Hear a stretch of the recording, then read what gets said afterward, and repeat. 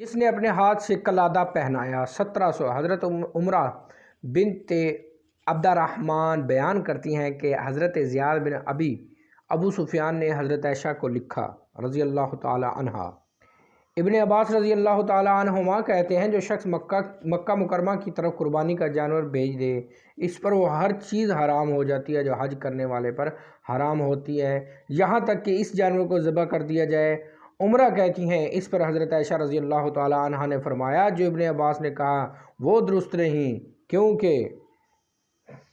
کیونکہ میں نے رسول اللہ صلی اللہ علیہ وسلم کے ہدی قربانی کے ہار خود اپنے ہاتھ سے تیار کیے تھے، پھر رسول اللہ صلی اللہ علیہ وسلم نے اپنے ہاتھوں سے ان قلادوں کو پہنایا اور میرے والد محترم کے ساتھ انہیں روانہ کیا، مگر کوئی چیز جو اللہ تعالیٰ نے رسول اللہ صلی اللہ علیہ وسلم کے حلال کی تھی وہ حرام نہیں ہوئی تھی یہاں تک کہ اس ہدی کو ذبح کر دیا گیا۔ قربانی کی بکری کو قلادہ پہنانا حضرت عائشہ رضی اللہ تعالیٰ سے روایت ہے 1701 صحیح بخاری۔ انہوں نے فرمایا نبی صلی اللہ علیہ وسلم ایک دفعہ بکریاں قربانی کے لیے مکہ روانہ بھیجی تھی۔ 1700 صحیح بخاری۔ Narrated Abdullah bin Abu Bakr bin Amr bin Hazm that the Amra bint Abdurrahman had told him Zayd bin Abu Sufyan wrote to Aisha radiyallahu ta'ala anha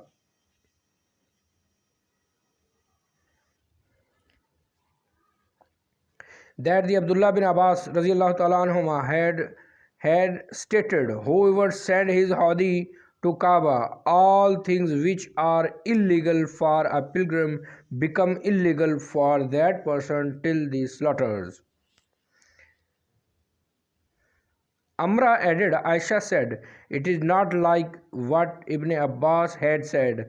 I twisted the garlands of the hadi of Allah's messenger with my own hands. Then Allah's messenger put them round their neck with his own hands, then sent them to Makkah with my father. Yet nothing permitted by Allah was considered illegal for Allah's messenger till the hadi were slaughtered.